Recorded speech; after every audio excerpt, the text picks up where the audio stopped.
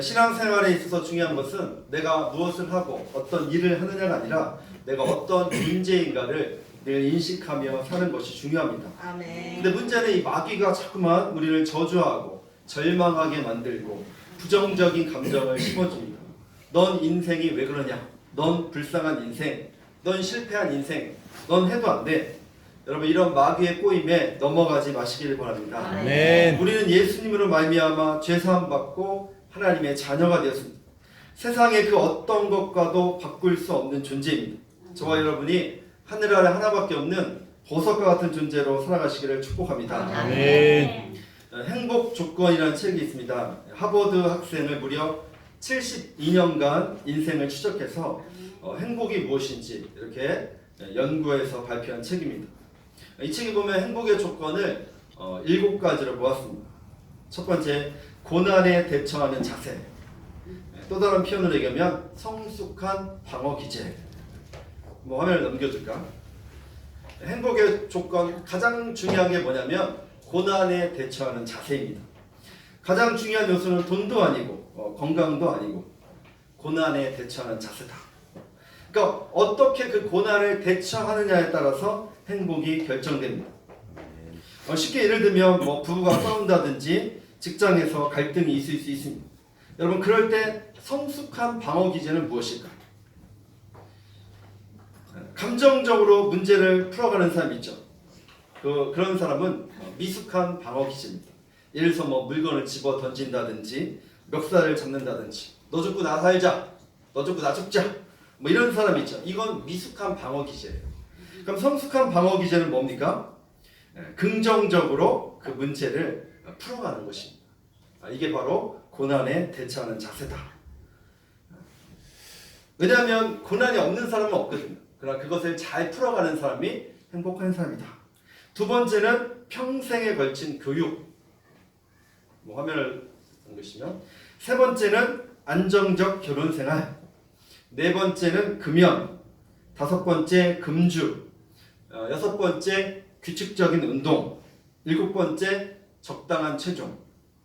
여러분, 몇 가지가 해당됩니까? 한번 옆 사람 한번 물어보세요. 집사님, 몇 가지가 해당되죠? 많이 해당될수록 행복한 삶을 살아갈 수 있겠죠. 어릴 적 부모로부터 충분한 사랑을 받지 못한 아이는 충분한 사랑을 받고 자란 아이보다 70세에 우울증에 걸릴 확률이 8배나 높다고 합니다. 그리고 치매에 걸릴 확률도 높은 것으로 나왔습니다. 이 행복한 삶을 노년에 영위하는 사람들은 이 7가지 중에 6가지 이상인 사람들이 대부분 행복한 삶을 살았다고 합니다. 이 하버드생 106명 중 7가지 조건 중에 6가지 이상인 사람, 절반 정도 되는데, 이 사람들은 노년에 80세 이상에도 대체로 행복한 삶을 살았다. 이런 보고가 나왔습니다. 그래서 이 책은 행복은 관계다 이렇게 표현하고 있어요. 의지할 가족이 있고 친구, 공동체가 있는 사람들이 대체로 노년에도 행복한 삶을 살아갈 수 있다고 표현하고 있습니다. 오늘 말씀은 하나님과 우리와의 관계에 포커스가 있습니다. 여러분, 우리의 구원은 하나님만큼 완벽합니다. 왜냐하면 내 행위로 구원받은 것이 아니기 때문에 그렇습니다. 오직 예수 그리스도를 통해서 구원받았기 때문에 그렇습니다. 아멘. 하나님은 우리를 선택하시고 예수님은 우리를 속량하시고, 속량이 무슨 뜻이라고 했죠? 죄의 값을 치르고 우리에게는 자유를 주다. 그렇죠? 성령님은 우리를 인치셨습니다. 그래서 우리는 결코 정죄함이 없습니다. 로마서 8장 1절 말씀 같이 읽겠습니다. 시작. 그러므로 이제 그리스도 예수 안에 있는 자에게는 결코 정죄함이 없나니. 하나님은 우리의 과거, 현재, 미래 모든 죄까지 다 품으시고 용서해 주셨습니다. 아멘. 그래서 정죄하지 않는다는 거예요. 그런데 보통 여성들은 20년 전, 30년 전 이야기를 주로 꺼내죠. 기억력이 대단한 것 같습니다. 남편들한테 주로 무슨 이야기를 할까? 고마웠던 이야기는 거의 하지 않습니다. 대부분 남편 까는 이야기, 그렇죠? 남자들은 또 대부분 또 기억도 못해. 뭐 그때 뭐 하고 싶었는데 안 해줬다, 뭐 아플 때 날 보살펴 주지 않았다, 뭐 날 무시했다.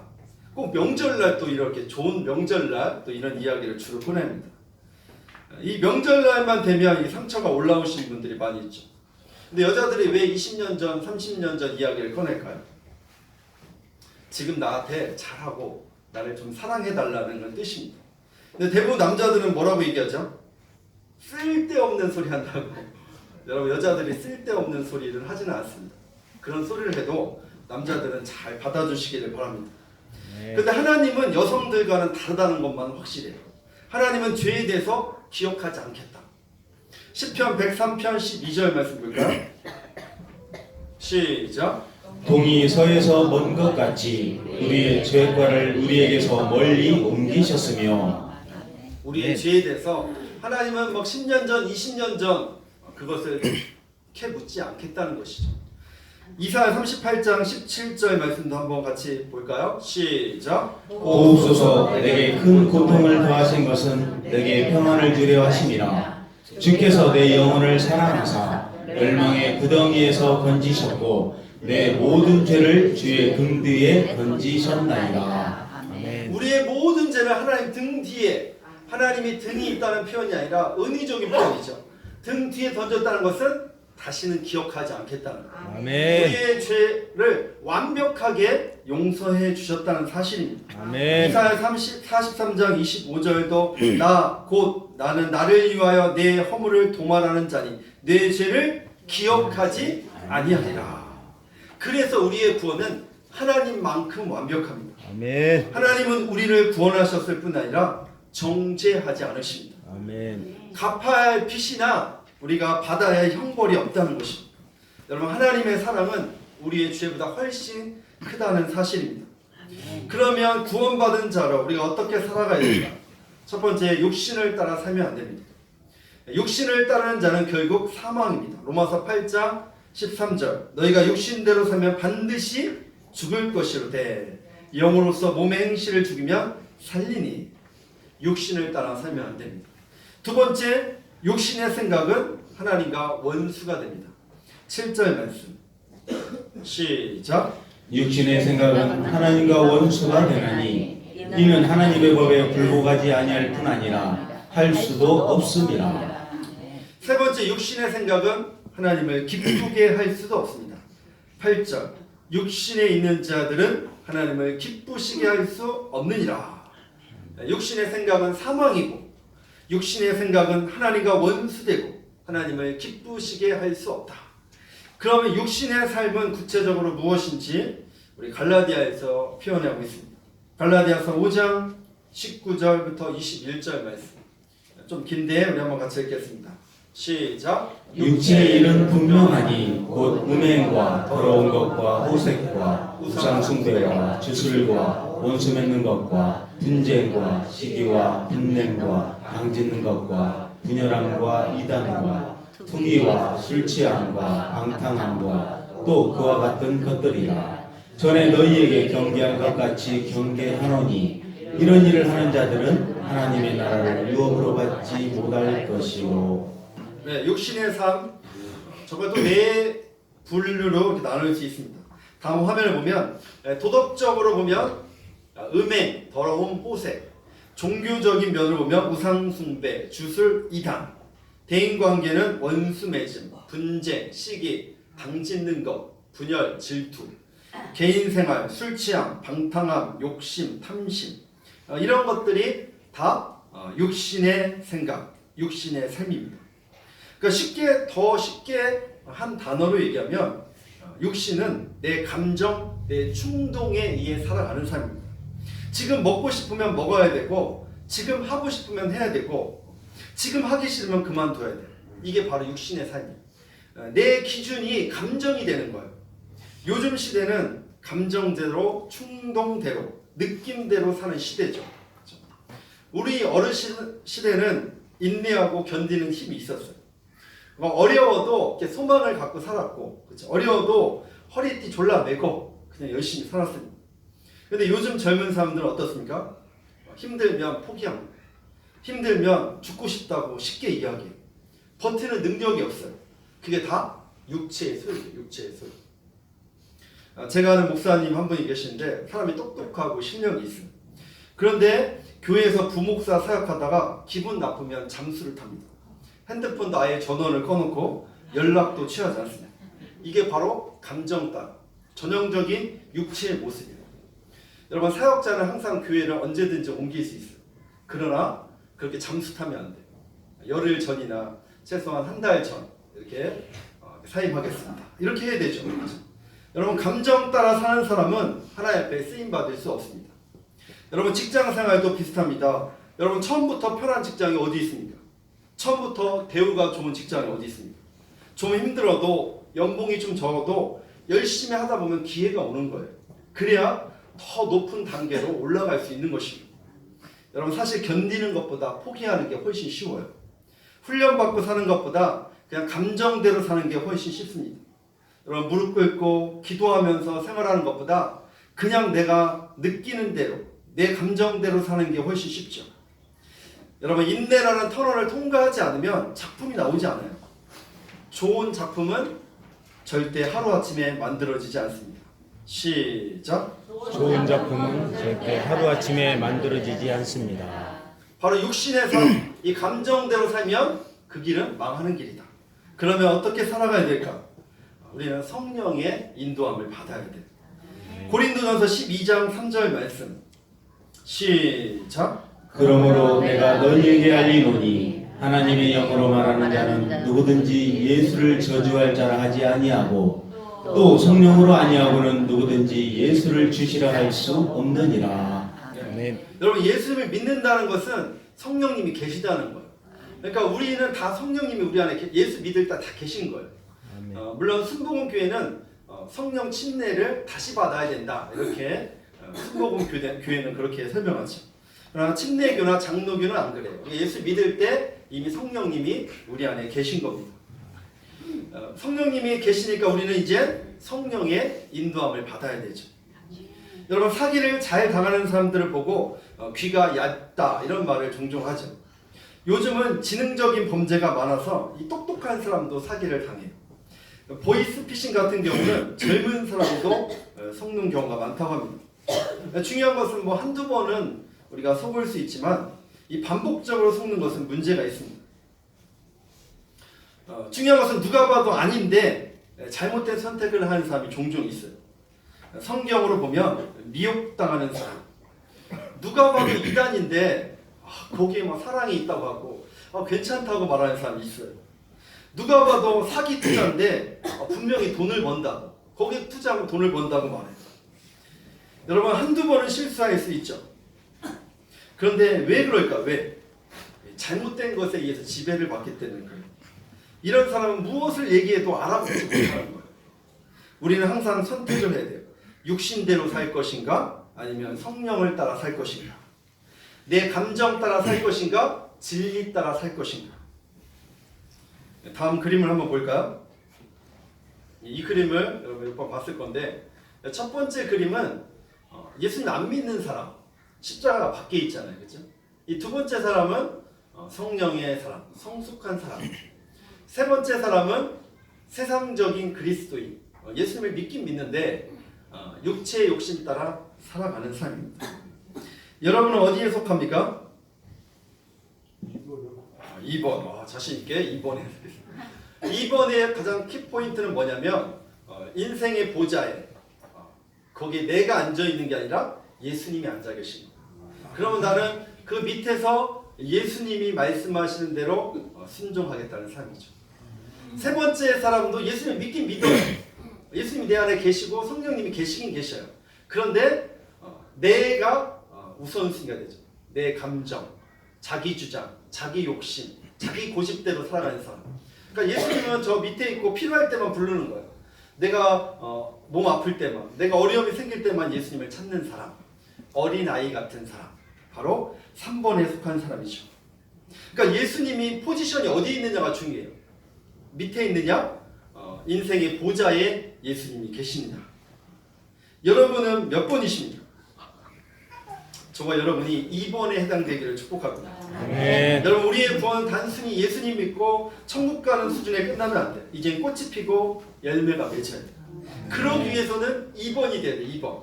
예수님이 내 인생의 보좌에 앉아 계실 때 내가 성령의 인도함을 받을 수 있습니다. 아멘. 우리 9절 말씀 한번 볼까요?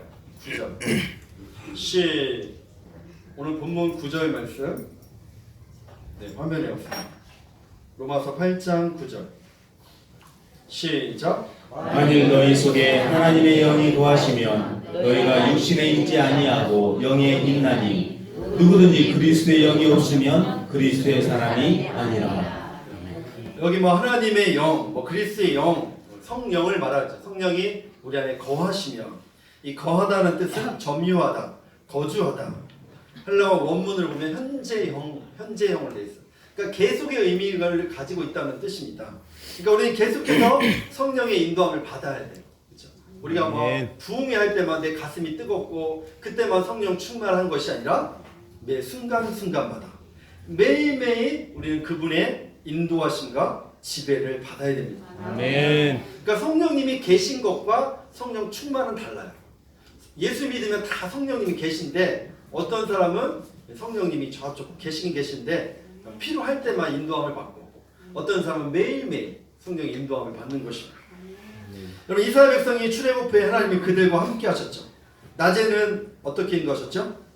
구름 기둥으로, 밤에는 불 기둥.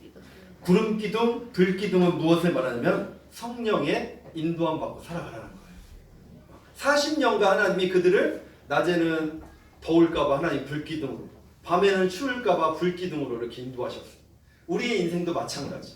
주님 앞에 가는 그날까지 여러분 성령의 인도함 받기를 축복합니다. 아멘. 세 번째, 우리는 하나님을 아버지로 만나야 돼요. 세 번째, 시작. 하나님을 아버지로 만나야 합니다. 15절 말씀 한번 읽겠습니다. 시작. 너희는 다시 무서워하는 종의 영을 받지 아니하고 양자의 영을 받았으므로 우리가 아빠 아버지라고 부르짖느니라. 양자의 영을 받았다. 양자의 영과 반대 개념은 무서워하는 종. 새 번역 성경으로 보겠습니다. 여러분 또 다시 두려움에 빠뜨리는 노예의 영을 받은 것이 아니라 자녀로 삼으시는 영을 받았습니다. 아멘. 하나님이 우리를 양자 삼으셨어요. 하나님의 친자는 누구일까? 예수님. 우리는 양자. 양자는 입양에 의해서 아들의 지위를 취득한 사람입니다. 실제 아들과 법적 효력이 똑같습니다. 여러분 이 당시 로마에서는 많은 사람들이 양자를 드렸어요. 양자. 우리는 뭐 양자가 그렇게 많지는 않잖아요.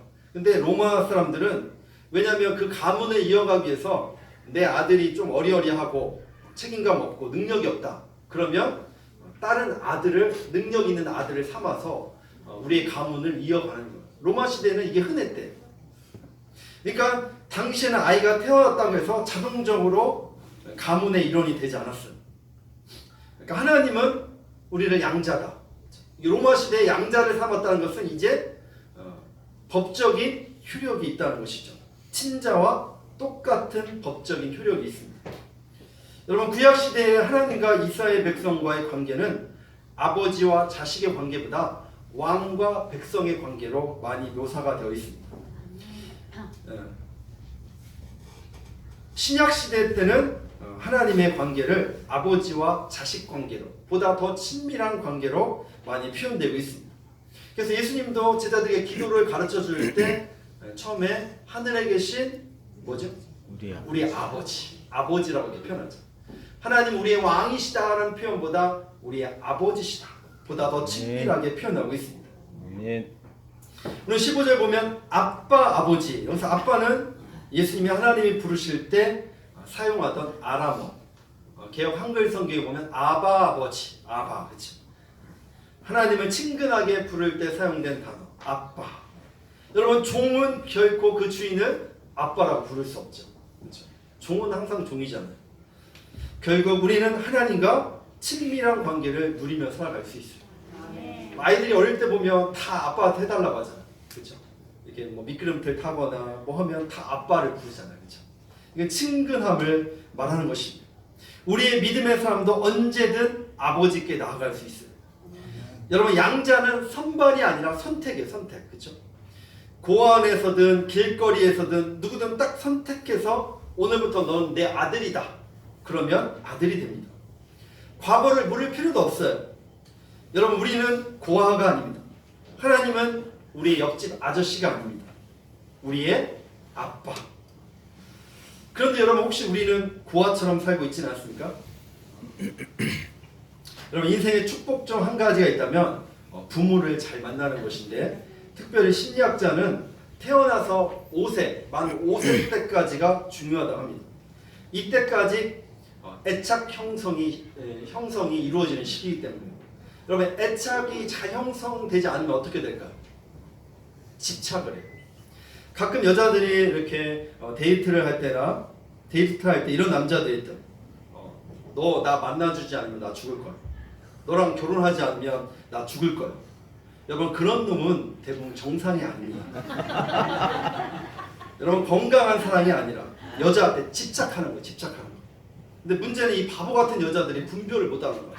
저 남자가 날 진짜 좋아한다고. 이 바보 같은 여자들. 여러분 그런 남자랑 결혼하면 평생 대가를 치를 일이 많아지는 거예요. 그렇죠? 집착이에요. 집착. 집착은 건강한 사랑이 아니에요. 사랑은 건강한 사랑이 있고 건강하지 않는 사랑이 있는 것입니다. 근데 만 5세까지 이 사랑을 충분히 받은 아이들은 대부분 건강하게 자랄 확률이 높다고 합니다. 그런데 이런 결핍 가운데 살아온 사람들의 문제는 뭐냐면 성인이 되어서도 그 증세가 나타납니다. 어떤 현상이 있을까요? 만족이 없어요. 돈을 많이 벌어도 허하고 출세하고 높은 자리에 앉아도 만족이 없고 감사가 없습니다. 그리고 열등의식에 가지고 살아가요. 늘 목이 말라있고 조금만 어려워도 흔들리고 빈약한 인생을 살아가요. 여러분 권력이 있는 사람들 보십시오.